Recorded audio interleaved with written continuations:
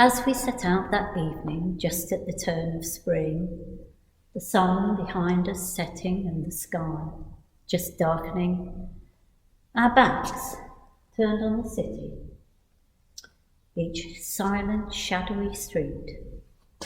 We looked towards Emmaus with weary, stumbling feet.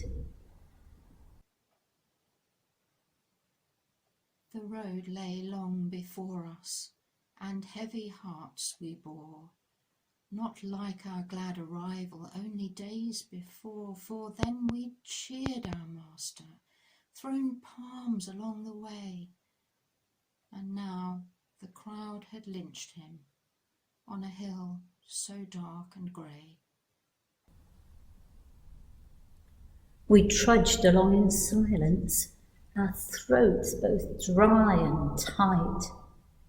No breezes stirred the hedgerow, no sounds disturbed the night. At length, in broken phrases, bewildered and distraught, we voiced our grief and sorrow, and at least some comfort sought. We should have heard the footsteps approaching at our back and noticed someone following along the moonlit track, but suddenly a stranger had matched with ours his stride and shared with us that journey through the lonely countryside. He saw our desolation and asked what he could do. We told the whole sad story.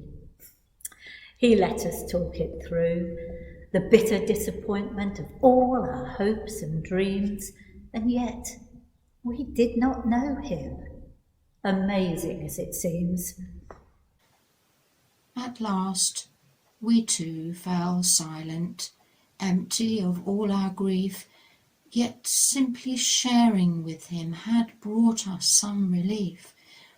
And then he started speaking of God's mysterious ways, the prophecies and promises we'd known from childhood days. How patiently he taught us.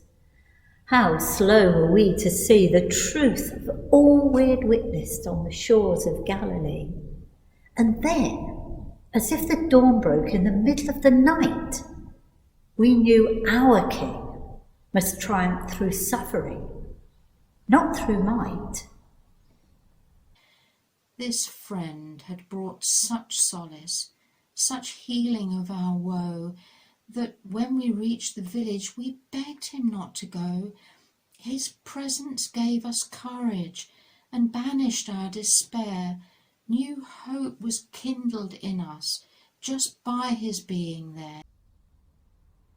And as we sat at table, and as he broke the bread, something in that gesture, the bowing of his head, was joyfully familiar. The voice, our Master's own. And in that very instant, the two of us were alone.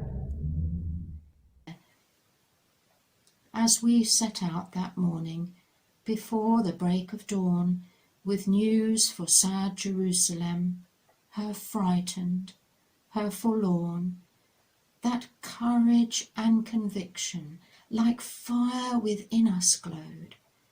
Unseen, we felt beside us company on the road.